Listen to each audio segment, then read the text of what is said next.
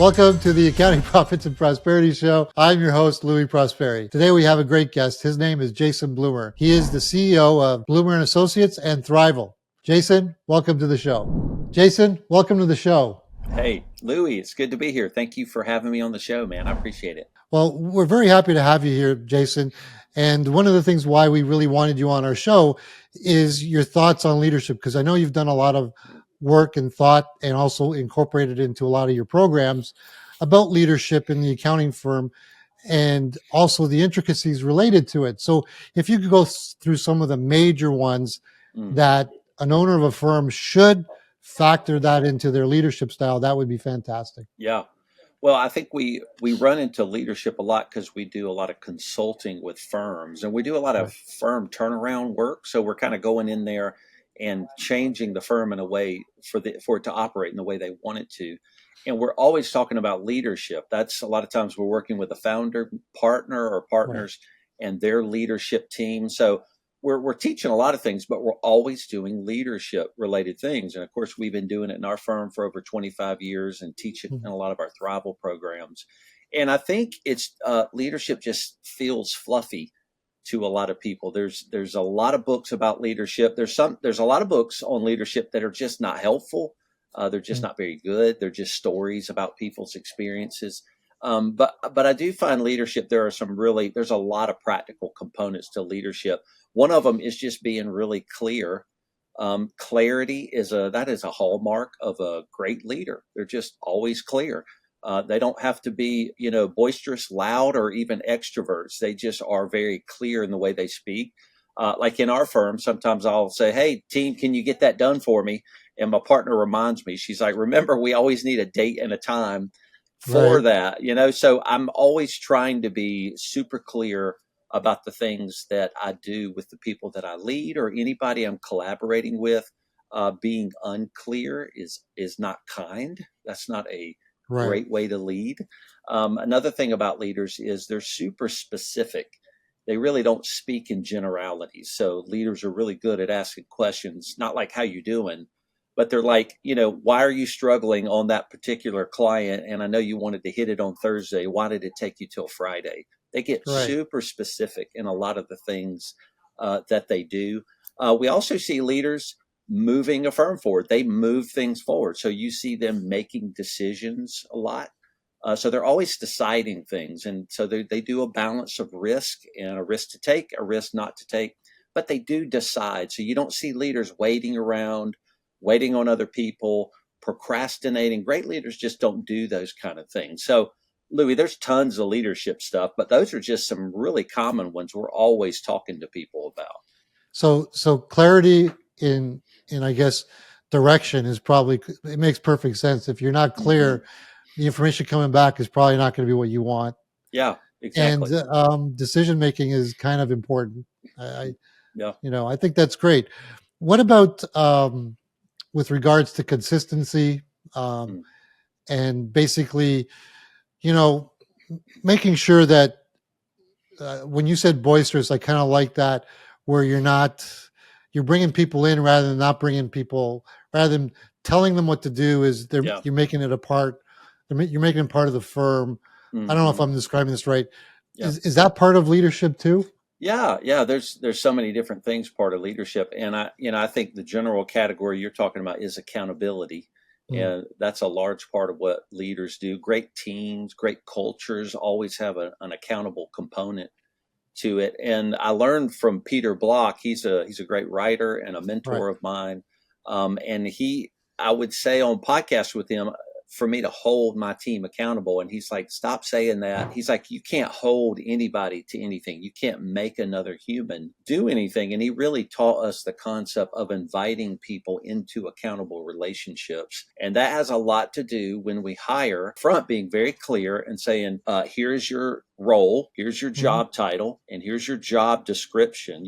3 things that are very clear for a role when you hire somebody. And then you say, would you like this role? And we want to invite you into our firm and agree to work within our culture, work within our core values, and embrace this job.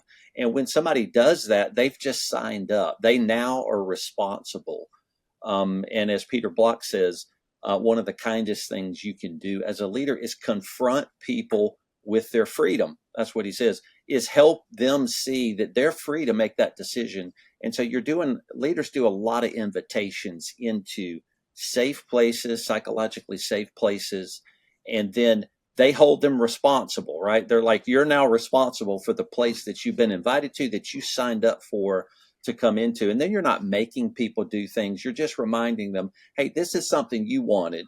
You're the one who wanted this role, and I'm ready to collaborate with you to help you be successful. So that's kind of what we mean.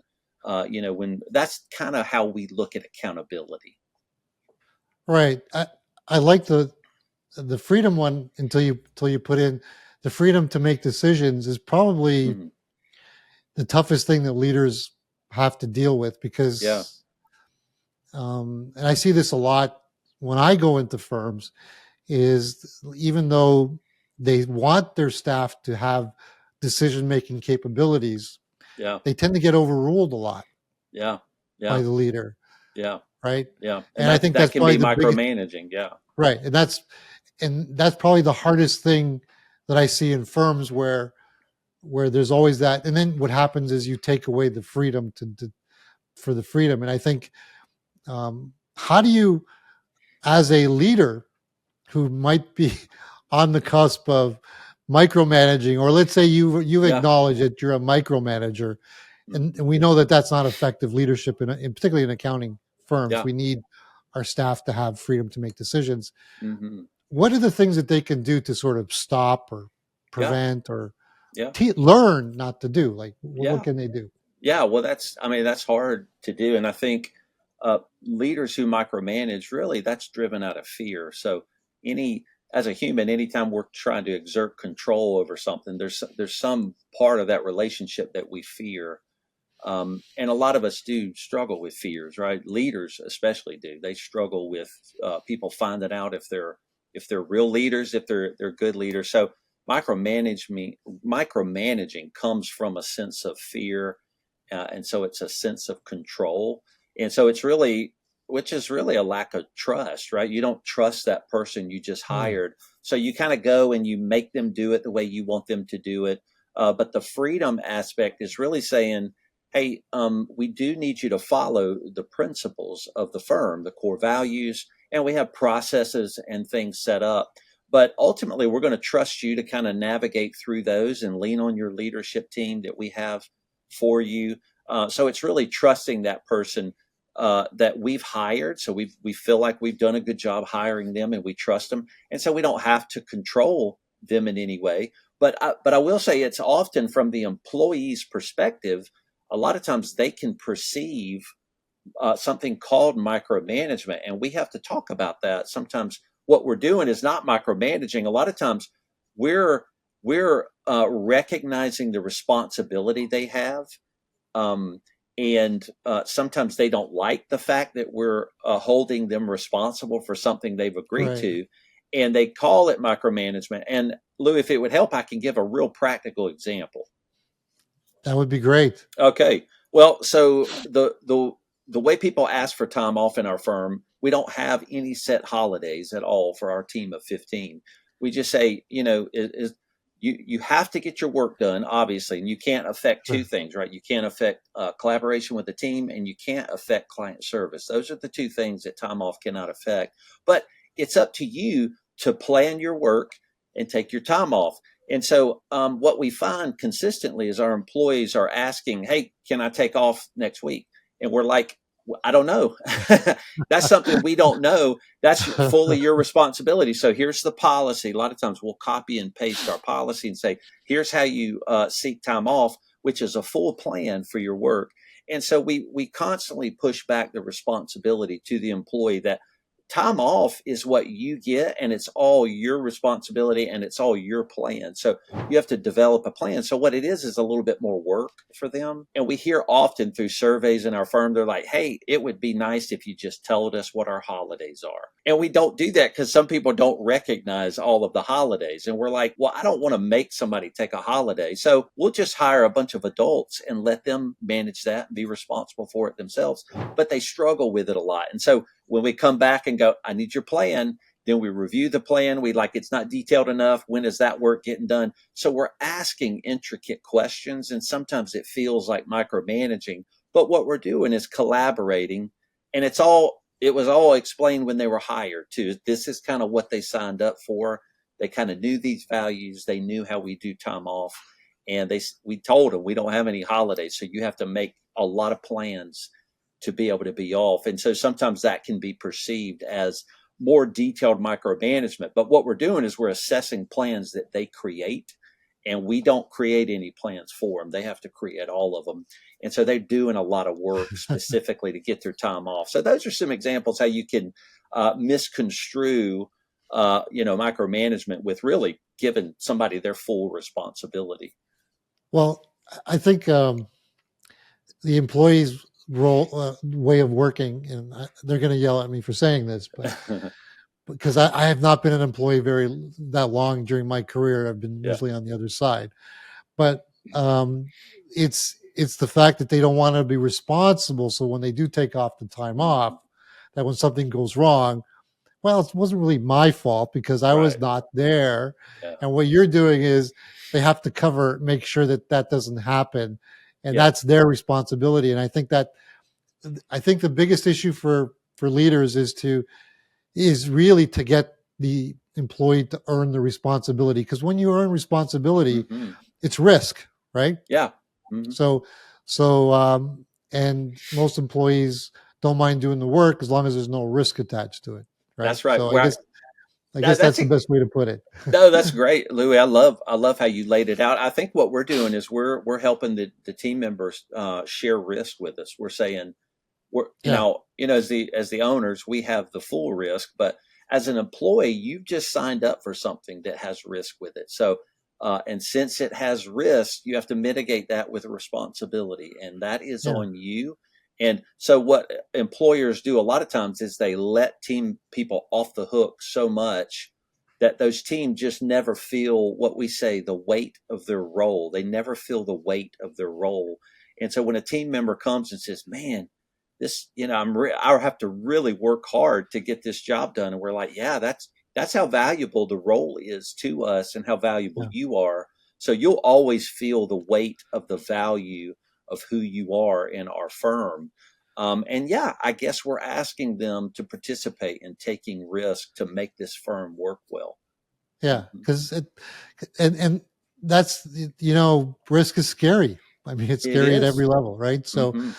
what the funny thing is about employees is they always want to have the responsibility, but they always forget the risk part, right? They Yeah. like the responsibility, but they don't want the risk attached. And Yeah. usually it goes hand in hand. In you name anything that you're responsible for, you're basically taking the risk for it going good or Yeah. bad, right? Yeah. I guess the Yeah. only thing else that I would add to that is if as a leader you do a carrot and stick attached to the risk Yeah. and attach it to it, then it might be less painful for the ones that are achieving it with the Yeah. risk. Yeah. And the ones that aren't, there should be consequences. So I Yeah. agree with that. Let's talk about conflicts. We Sure. talked about leadership and Hmm. employee conflict. What other conflicts could be in the workforce, particularly in an accounting firm, because Yeah. it's fluid, right? You got a bunch of professionals. Uh, Hmm. most of them are all accredited or CPAs or trying to get their CPAs or Hmm. they have their masters. So you got highly educated people in these firms, Hmm. right? And conflicts do arise with professionals, right? Yeah. So how do you deal with that? Yeah. Yeah, conflict is something leaders do a lot. They deal with conflict, and that's part of what you're inviting people into. Well, I guess just with anything, we're always trying to clarify what our team members have signed up for. So Right, when they sign up for the kind of culture we want to build, they're agreeing to some specific things. We're saying we want you to be as transparent as you feel comfortable being. right. Um, and we call our firm a community. A lot of people go, "Hey, we have a great family here." And we say, let's not call ourselves a family because everybody has a different perspective and view on family, right? Some are good and some are bad.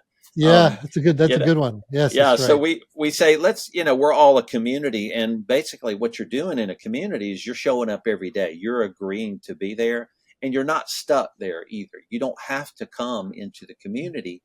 like, in a family, you're kind of stuck in a family. So we're, you can't get out of that. Like, even though, That's and good. sometimes that's good and sometimes it's not. But for our team, we say we're a community. Every day you show up is a day you purposely and intentionally came into the community. So we're making assumptions. You want to be here and you want to be transparent and you want to be part of helping us grow. So that's the setup of a culture. And of course, me and my partner we have to always be working to make sure the culture is that. So we can't have, set them up and then they come into a culture that's not safe for them. So we want it to be a safe place where they can give feedback, but we can give feedback back to them. So there's a lot of candor. We want to disagree with each other. So my partner and I will lead meetings sometimes, and we'll say we do want to go around the room and see if anybody can disagree with some of these thoughts. We want to practice conflict in a safe place, what they call a psychologically safe Right. environment, a term coined by Amy Can Edmondson. you, sorry to interrupt, but you Yep. keep saying safe, and I think you need Yeah. to define what safe means. Yeah. It's not Yeah. related to gunfire or anything like that. No. It's a different type of safe, right? It's not a Yeah. crime thing. Can you Yeah. expound more about what you mean by a safe work environment? What does that really mean? Yeah, so it is a term. Psychological safety Right. is a workplace term coined by Amy Edmondson from Harvard, and it really does talk about organizations that participate in candor, people speaking up, but there's no retribution to them if they speak up. They know this place is a place where I can disagree, I can give feedback. The leadership and owners are going to give feedback to the team, and none of that hurts anybody. Nobody gets docked or anything like that. This place is a very safe place. Now, it also, Amy Edmondson says this. She says it's not a place where it's not necessarily easy or you get to slack off. That's not what being in a psychological safe workplace means. It just means a place where you're going to actually find a lot of, candor and people openly disagreeing, but very kindly and actually for the best for that company. So that's what we talk about in a psychologically safe environment. And we've been working on that a lot lately with some consulting and in our Thriveal community. We're talking about that a lot now. And we're all trying to just be leaders who create a kind of culture where people can participate in that way. And if we create that culture, then we can call things out when people are missing things. It's like, hey, you're dropping things, and we know you don't want to, but we're going to point it out. You are dropping things, and you have to get back on track by Friday at 5 p.m. And that's not going to devastate anybody. It's just being clear, and they do that for us sometimes. Our team will say, hey, this process we don't need it. It's too detailed. All of our stuff's too detailed. We need to summarize this stuff. We're smart. We can make decisions. We're like, okay, we're hearing you, and we got to change our culture together. So that safe place allows people to really build something together that can really be amazing. So the the candor that you keep talking about, Hmm. um, and every time I hear candor, I hear people picking on each other or Hmm. pointing out it was Bob's fault, or Yeah. this wasn't done because you know the excuse syndrome. How do you deal with that? Because that's going to come up in these discussions, right? Or you might Hmm. have someone that's super sensitive Yeah. all the time. How do you deal with that Yeah. without It's shutting down the candor, or like what do you put in place to prevent or minimize that? Because I don't think you can eliminate it, but how do you minimize Yeah, and it's not easy. It ain't like we've got this figured out. So, so the way we would approach things like that, if there are people disagreeing, we'll want them to go to each other, and we're here to support too. So if they right? need us to go into a meeting with them, but we're not going to avoid the fact that somebody disagrees with somebody else, and if we think they are hostile enough that me and my partner would go into a meeting with them and we would say, y'all disagree with each other. Let's openly talk about where you are off the page. We're going to try to, what we don't, psychologically safe environments, they bring all that stuff out into the open. They don't hide that stuff. When you I start see. hiding those things, that's when factions and gossip and backbiting start to happen. And then the culture just really goes down the toilet from there. So if we see things like that, we got to pull them out safely into a place we can talk about it. And no, nobody's going to get hurt for that. We're going to work on it together, but we can't let it stay hidden in our culture. So here's one that I get a lot, and you probably get it, is the leader or the partner thinks that they're providing a safe culture and providing stuff, but things never get done the way they expected to. Yeah. Right. And usually the way I see it is, well, if it's one person that you're having difficulty with, then it could be that person. But if it's everybody on the team, right, it could be the leader. Right. So how do you deal with that? And if you're the leader who's never really getting satisfaction on anybody, or the majority of the time, right, it's hit and miss, how does the leader self-train? Because at the end of the day, it's great to have one of us coaching them the whole time, but a lot of this has to be done on their own. How do they pick up on that sort of thing? Yeah, I like what you said, Louis. If the whole firm is not getting it, and they're constantly confused, right? Because firms don't grow in chaos. That's what we like to tell the firms we work with. You can't grow in chaos, so we've got to have clarity. Right. And so if that's happening across the board, then the leader may want to look at themselves and go, where am I getting this wrong? And a lot of times the root of a lot of those presenting issues, or the presenting issues maybe of chaos, people not knowing what's going on, is there's a root issue of no clarity. So that owner has not been clear. So a few things I can ask that owner about clarity is, are all contracts with clients written? So that's things written on a piece of paper are things that are clear. So, and then when I find some revenue is earned without a written contract, then I know there's not clarity there. Right. And so I've got to go find that out. And then on the inside, I'll say, are all team members, do they have those three things? Do they have a role, a title, and a job description? And if they don't have those things, then the team member is not able to self-assess. And so that's a point of no clarity too. And so now you're people are washing around in what we call preferences, right? Personal preferences. And everybody has a personal preference, but as a leader, especially when you get to a size of between 8 and 12, you have to decidedly move away from your own personal preference as a leader, and you have to start doing things for the good of the firm. Very specifically, you have to start establishing things for the firm policies, firm clarity, firm roles, firm team structure.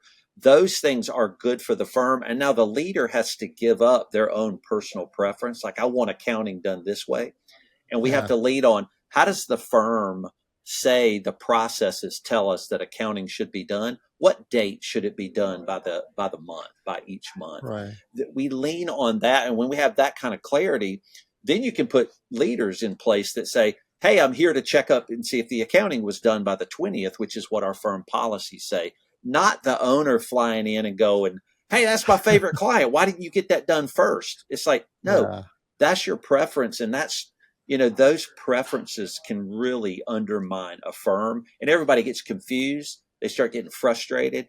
And then they know the leader is always going to have different preferences on, different times any of the given month. day. Yeah. That's not right. It's not a kind way to lead. Right. So I kind of like, that. So basically, for a leader who seems to be not getting consistency from his team, put in systems and processes that you follow. Exactly. The firm owner has to follow them. I mean, right.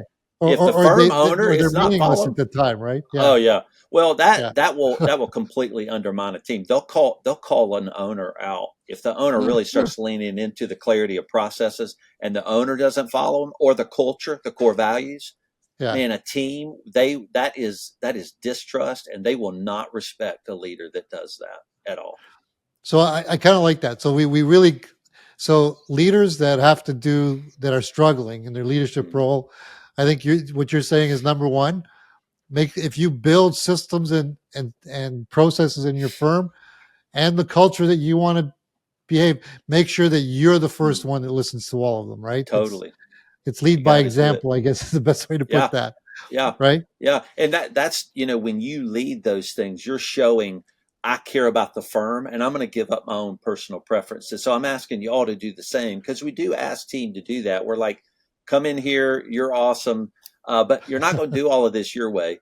You're going to Right. come into a community, and we're going to build this firm together, which means we're all going to follow the stated values, the stated policies and processes of this firm. We're all going to agree to do that. And we're going to miss them a lot. And we're going to all just try to do it the best we can. But we're not going to ever switch into, I just don't want to do it because I don't like it. Well, nobody cares. So that's how you build a firm. So we're not going to worry about that.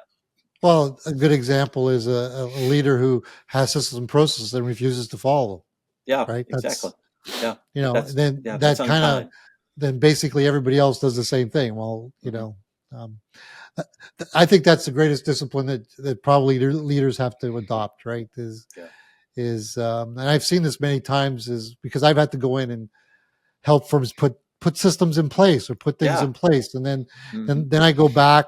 Well, I don't go back. I go back and revisit what we put in place, and we find out through inquiry that the one that Yeah. doesn't follow the process the least is the guy that wants it in place. That's right. Yeah.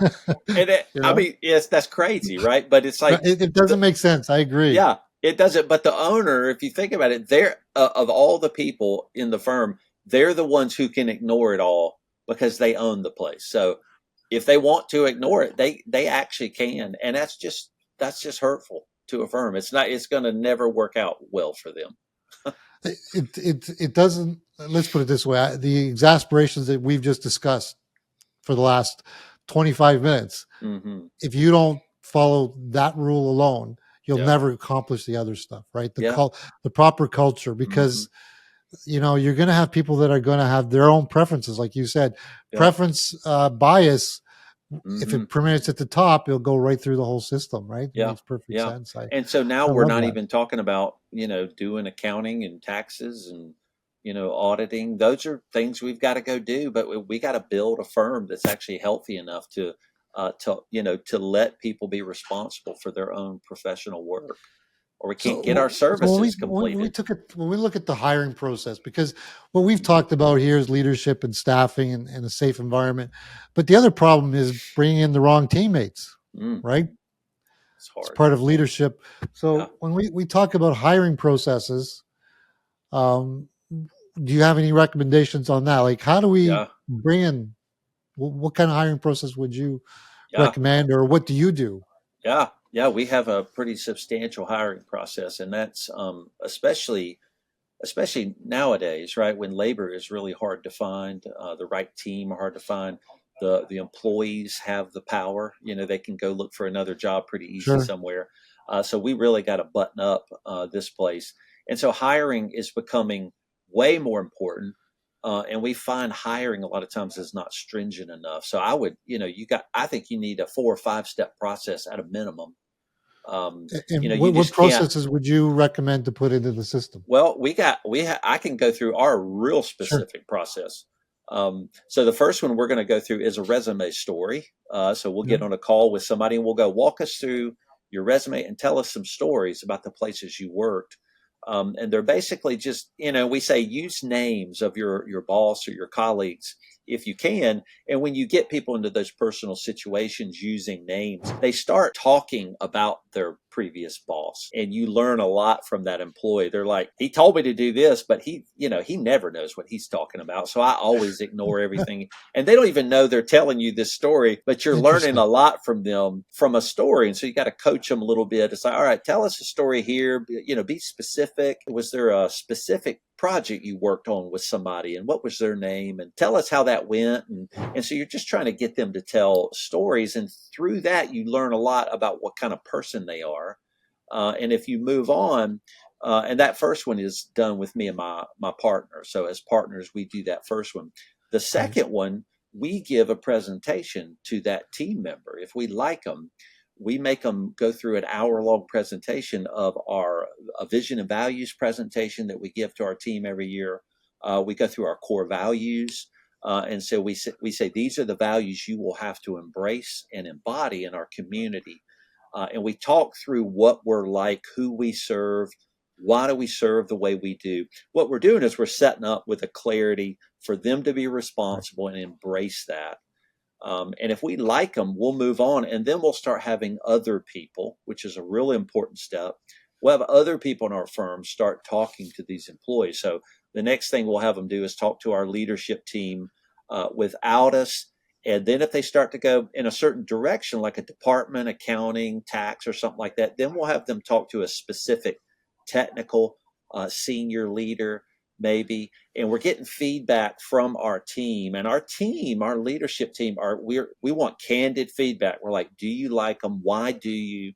What are the pros and cons? So we're doing a lot of vetting, and through all this, we're doing background checks, personality profiles. We're calling references.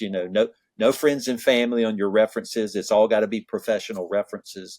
So a lot of these different things, we're just trying to feed ourselves with as much information about this human as we can. And so we want it to go slow. And when we go slow like that, we see them in a lot of different instances. We want them to make a video for us. We want them to type and write to us in an email. We want them to go into a meeting virtually over Zoom. We want to see what they look like. Like how they dress. We learn so much about all of these many steps. And hiring people is so key. I know it takes a long time, and people are just like, they're fine. They can do tax returns. And I'm going to tell you, tax returns is one of the last things you want to focus on.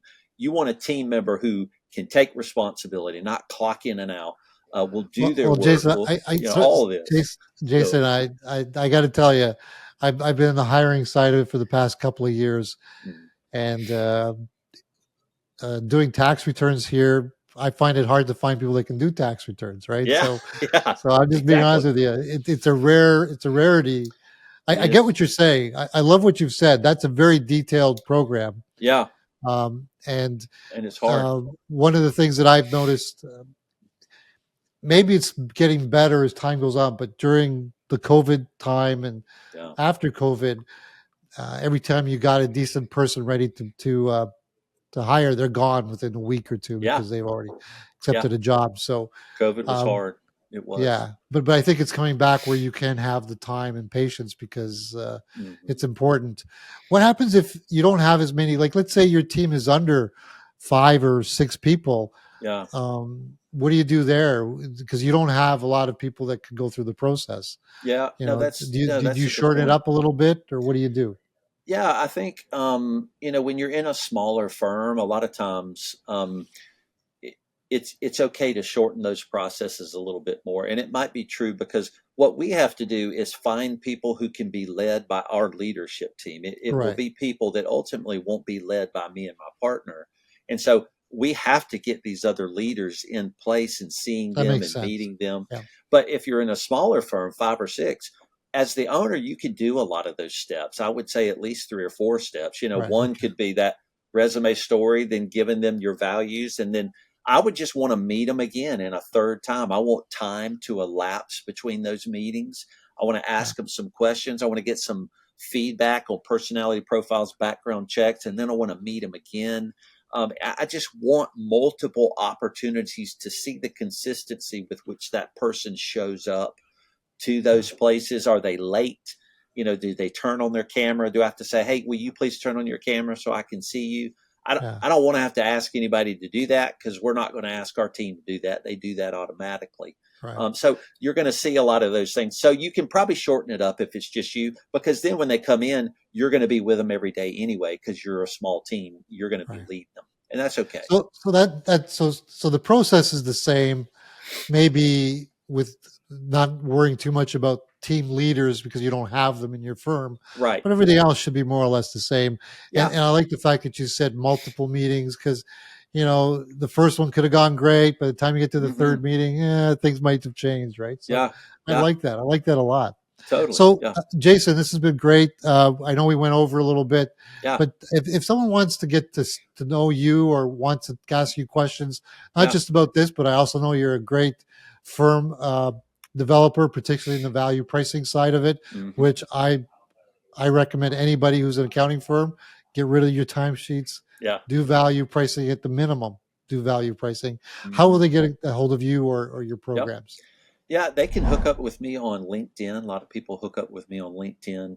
And Thriveal is probably the best location for any firm. It's the word thrive and then AL, Yeah. thriveal.com. It looks like Thriveal, but it's pronounced Thriveal. And so that's the best way to find our ebooks, our podcasts, our articles. And then you can just Google my name, and I do tons of ebooks and webinars for all kind of people. So Fantastic. yeah, And by the way, both of them work well for accountants. Thriveal and Thriveal. We like there you go. both of those words, so I think it That's works right. well. I think you Cool. got the right people when it comes to those sayings. Nice. So Very cool. that's great. Well, Well, cool. thank you very much, Jason. Thank you for joining us today. Cool. Thanks, Louie. Appreciate it. Jason, once again, thank you for joining us today. And to you, our valued viewers, thank you again for tuning into this episode. And if you haven't already done so, please subscribe to the channel. And as always, we appreciate your feedback and comments below. So please don't forget to do that. Until next time, stay hydrated, always be curious, and above all, stay well.